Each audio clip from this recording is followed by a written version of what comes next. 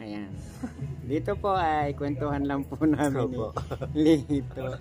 Dahil po dun sa mga vlog ni Ka-Business, Opo.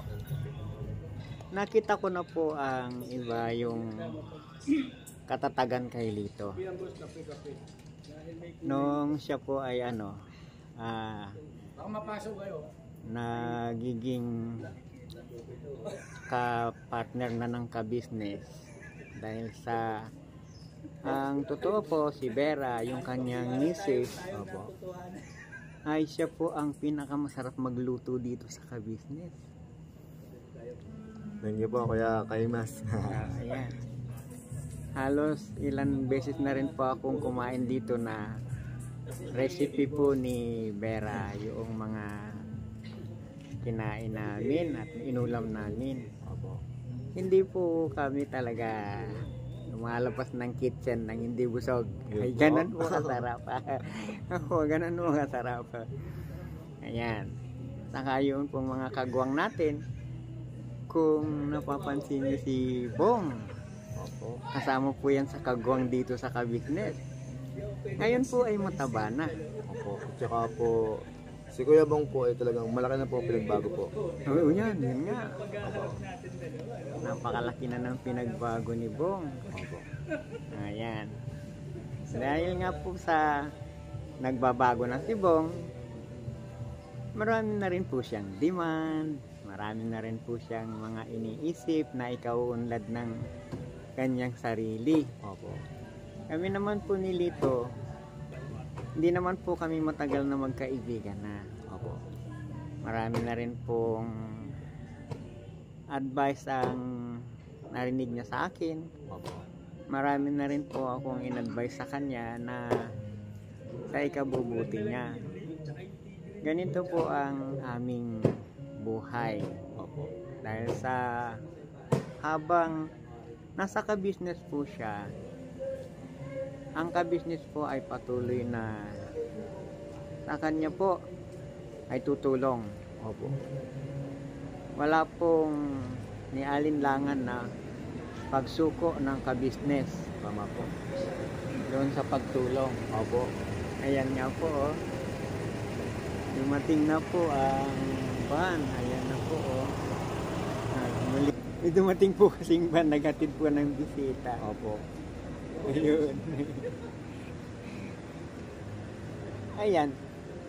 Yun pong maikli namin pag-uusap ni Lito na ito sa na mapapanood ninyo. Makasaysayan po ito.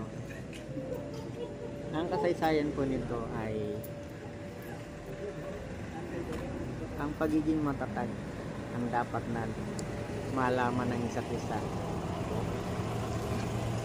Yung pagiging matatag po, lalo na sa kalagayan ni Lito, kung ako po ang inyong tatanungin ay kasama po ako na magpapalakas sa kanya. Thank you po. Habang dumadalaw po ako dito sa business family at habang nagkikita kami ni Lito, patuloy po akong magpapatatag sa kanya. Thank you. Dahil sa hindi po dahil kahulugan ng kanyang kalagayan na yan ay wala ng kabuluhan yung kanyang sarili. Ang kalagayan po ni Lito na yan, kung hindi nyo pa po napapanood, masdan nyo po ang kanyang kamay. Ayan po. Yan po si Lito. At masdan nyo po ang kanyang paa. Ayan po ang kalagayan ni Lito. Ang bawat tao po ay lahat may kapansanan. Tama po. Kahit po kami na ay may kapansanan po kami. Opo. Ayan po. Ngayon po. Ito po, salamat po ng napakarami. Ayan. Ang bawat kapansanan po ng tao ay hindi nakikita. Pero kakaiba po yung kay Lito. Yung kay Lito po ay nakikita yung kapansanan niya. Opo. Sa akin po ay meron akong kapansanan. Sa madaling sabi po, ang isang salita, ang tao po ay hindi perpekto. Opo, tama po. Kaya, kung sa kalagayan mo dito, huwag kang panghihinaan ng loob. Opo. Lahat ng tao, nilaanan ng Diyos ng biyaya. Opo. Dinahanan niya ng Diyos ng mabuting kapalaran. Opo. Bakit ang mga tanong mo ay bakit ikaw ay nagkaganyan? Diba? Sa minsan sa isang panig, sa tingin mo sa amin, swerte, diba? Tama po. Kumpleto kami. May kamay, may paa.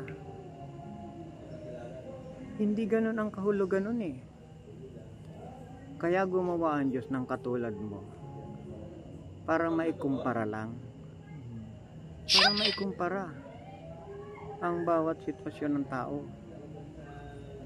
Kaming mga kumpleto,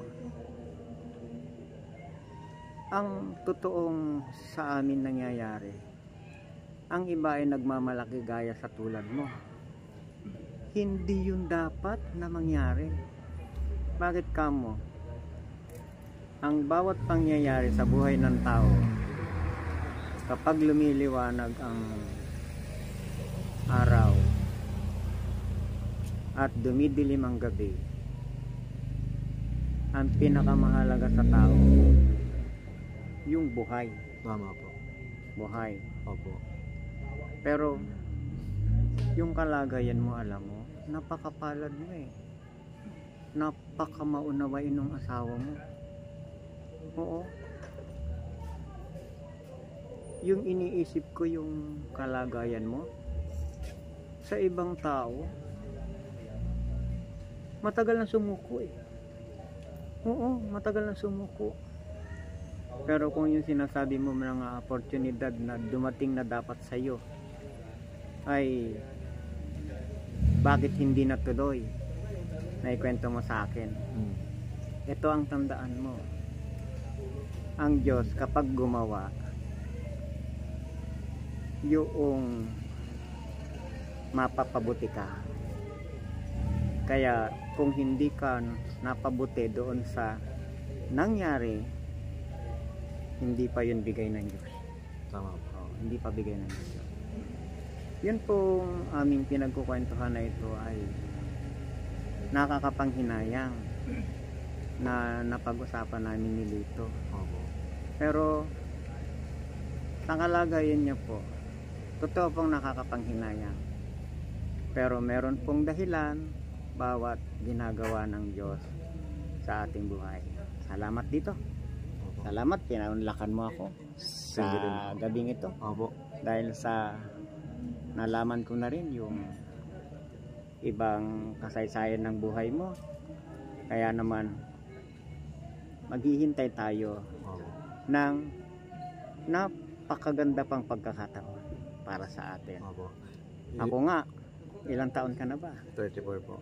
34. Ako nga, 61 na. Opo. Naghihintay pa rin ako ng napakagandang pagkakataon na ibibigay ng Diyos sa akin. Kasi nga, sa panahon na to, kailangan ang gawin mo lang ay talagang doon mo itoon yung iyong pag-asa na makamit mo yung ibibigay ng Diyos na hindi man saganang sagana pero may kasaganaan. Opo. Yun, natatapos ang video natin at patuloy naman tayong pagpalain ng Diyos. Salamat po aming mga subscriber Opo. at aming mga viewers na nakarinig ng munting kwentuhan namin ni Lito na nagpapahayag doon yung kanyang katatagan. Sana po ay lalo pa kayong bigyan ng marangyang buhay ng Diyos at lalo pa po sana kayong sumuporta sa amin dahil sa inyo pong suporta nagkakaroon po ng buhay ang bawat ginagawa naming mga vlog Opo. araw-araw. Opo. Ang mga kasaysayan po ng bawat tao ginawa po ng Diyos para mayroong dapat mabigyan ng aral. Opo. Kahimas TV po, sa pangalan ng Ka-Business, nagpapaalam po sa inyo ng napakarami At sa araw po ng bukas ay muling sisikat ang araw at taglay natin ang ating buhay at lakas. Bye-bye po. Yun po, Kuya Kaimas. Nagpapasalamat po ulit ako kay na kuya at ate. Unang-una po kay ate din po, happy birthday po ulit. Yun po, ate ka business. Happy birthday po, Opo. Mrs. Kabisnes.